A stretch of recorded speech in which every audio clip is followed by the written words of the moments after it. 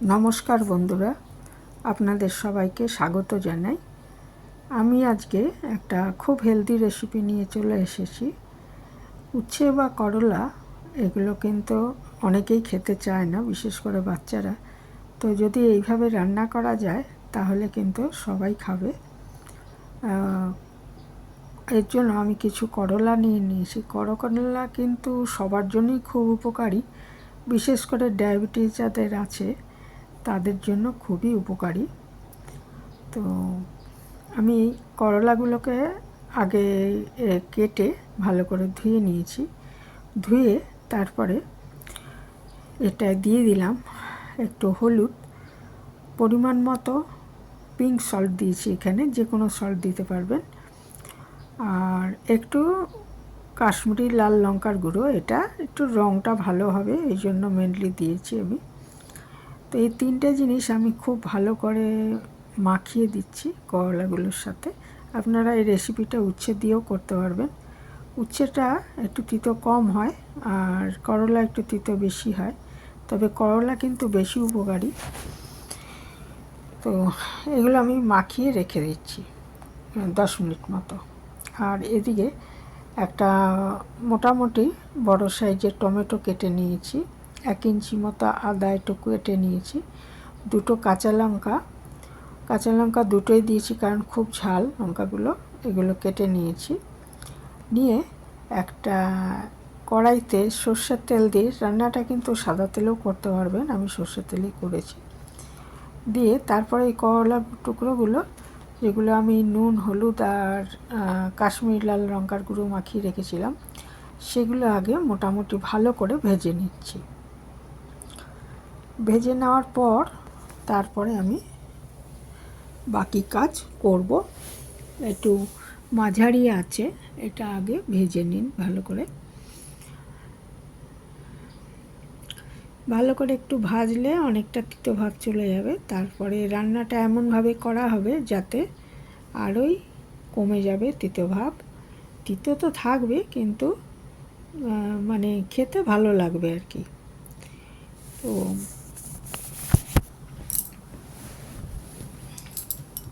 অবশ্যই এইভাবে একবার করে দেখবেন, খুবই ভালো হয় খেতে। তো এটা আমি ভালো করে ভেজে নিচ্ছি। আর একটু ভাজা যেভাবে কাটি আমরা তার থেকে একটু মোটা করে কেটেছি, কারণ এটা তো ভাজা রাখবো না, এটা একটা তরকারি হবে। এরপরে একটা কড়াইতে আমি আরেকটু সর্ষের তেল দিয়ে দিচ্ছি 2 চামচ মতো, দিয়ে এর মধ্যে আমি কয়েকটা জিনিস ভেজে নেব। সেটা হচ্ছে একটু চীনাবাদাম, 1-1.5 চামচ মতো চীনাবাদাম। এই জিনিসগুলো দেওয়ার ফলে এখানে একটা মশলা তৈরি করছি, সেটা দিলেই টেস্টটা অনেক বেড়ে যাবে এবং তিতো ভাবটাও কম লাগবে। এখানে চীনাবাদাম আমি 1.5-2 চামচ নিয়ে নিচ্ছি। একটু ধনে, আস্ত ধনে, 1 চামচ সাদা তিল নিলাম, নিয়ে তারপরে এগুলোকে একটু ভেজে নিচ্ছি। যখন একটু ভাজা গন্ধ ছেড়ে যাবে তখন এর মধ্যে আমি বাকি জিনিসগুলো দেব। ভাজা গন্ধটা ছেড়ে যেতে হবে, একটু ভেজে নিচ্ছি। তারপরে ওই যে টমেটো, কাঁচা লঙ্কা আর আদা দেখিয়েছিলাম ওটাকে দিয়ে একসাথে ভেজে নিচ্ছি।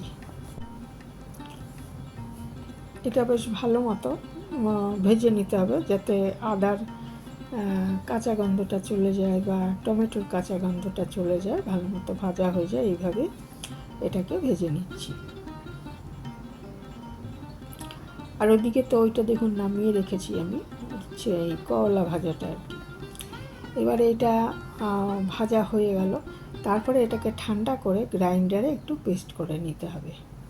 এই যে একসঙ্গে যে ভাজলাম জিনিসটা, বাদাম, তিল, আদা, টমেটো, কাঁচা লঙ্কা, ধনে, এগুলো যে ভাজলাম এটাকে আমি ঠান্ডা করে তারপরে গ্রাইন্ডারে পেস্ট করে নিলাম। তারপর ওই কড়াইয়ের মধ্যেই আরেকটু সর্ষের তেল দিয়ে, যে একটু তেল সামান্য একটু বেশি লাগছে বটে, এমনি আমরা যে রান্না করি তার থেকে, কিন্তু একটু টেস্টি বানানোর জন্য একটু লাগছে, তবে উচ্ছে কিন্তু যখন আমরা কড়া করে ভাজি তখনও অনেক লাগে তেল, কাজেই প্রায় সেরকমই লাগবে। তো সামান্য একটু সর্ষের তেল দিয়ে তাতে আমি শুকনো লঙ্কা 2টো ফোড়ন দিয়েছি, আর দিয়ে দিচ্ছি 1 চামচ মতো সাদা জিরে। এই 2টো জিনিস ফোড়ন দিচ্ছি। আর একটা জিনিস এই সময় দিতে পারেন, আমি পরে দিয়েছি, সেটা হচ্ছে 1 চিমটে হিং দিয়ে দেবেন, তাহলে একটা খুব সুন্দর গন্ধও বেরোবে আর খেতেও ভালো লাগবে। আর হিং শরীরের জন্য খুব ভালো। আমি ফোড়নের সময় একটু দিতে ভুলে গেছিলাম, ওই জন্য পরে দিয়েছি, কিন্তু ফোড়নের সময় দিয়ে দিতে পারেন। এরপরে ওই পেস্টটা দিয়ে আমি গ্রাইন্ডারটা ধুয়ে একটু জলের মধ্যে দিয়ে দিলাম, তারপরে এটাকে কষিয়ে নিচ্ছি। এর মধ্যে দিয়ে দিতে হবে সামান্য একটু হলুদ, পরিমাণ মতো নুন দিলাম দেখুন, কারণ হচ্ছে নুনটা আমি উচ্ছের সঙ্গে এই করলার সঙ্গে মেখে রেখেছিলাম, সেই বুঝে আমি আরেকটু নুন দিয়ে দিলাম হলুদ, আর কাশ্মীরি লাল লঙ্কার গুঁড়ো দিয়েছি, কারণ কাঁচা লঙ্কাগুলো খুব ঝাল ছিল, সেই জন্য আমি আর আলাদা লাল লঙ্কার গুঁড়ো দিলাম না। খুব ভালো মতো কষিয়ে নিচ্ছি। এটা অলরেডি একবার ভাজা আছে, তবু এই ইয়েগুলো দিলাম বলে। এর মধ্যে এরপর দিয়ে দেবো আমি একটু আমচুর, 1 চামচ মতো আমচুর দিয়ে দিতে হবে। 1 চামচ 1.5 চামচ আমচুর দিয়ে দেবেন, তাহলে কী হবে, টেস্টটা অনেক ভালো হবে।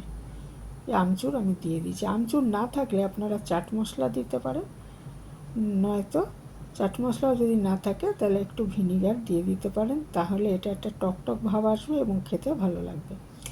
দিয়ে দিতে পারেন খুব সামান্য একটু চিনি, জাস্ট ব্যালেন্স করার জন্য। এটা মিষ্টি হবে না, রান্নাটা একদমই হবে না মিষ্টি, তো জাস্ট ইয়ে করার জন্য। তো আর হিংটা দেখুন আমি একটু পরে দিয়েছি, হিংটা ফোড়নের সময় দিয়ে দিতে পারলে ভালো হয়। তো হিংটা দিলে সুন্দর একটা গন্ধ হবে। এরপর মশলাটা কষানো হয়ে গেলে এর মধ্যে আমি দিয়ে দিলাম ওই করলা ভাজাগুলো। করলা বা উচ্ছে যাই দিয়ে করুন সেটাকে দিয়ে দিতে হবে, দিয়ে আবার কষিয়ে নিতে হবে, নিয়ে এটা পরিমাণ মতো জল দিয়ে ঢেকে দিতে হবে। আর যতক্ষণ না এটা সেদ্ধ হয়ে যায়, মানে ভাজা তো ছিলই, তবে খুব কড়া করে তো ভাজা না, সেই জন্য আর একটু সেদ্ধ হবে।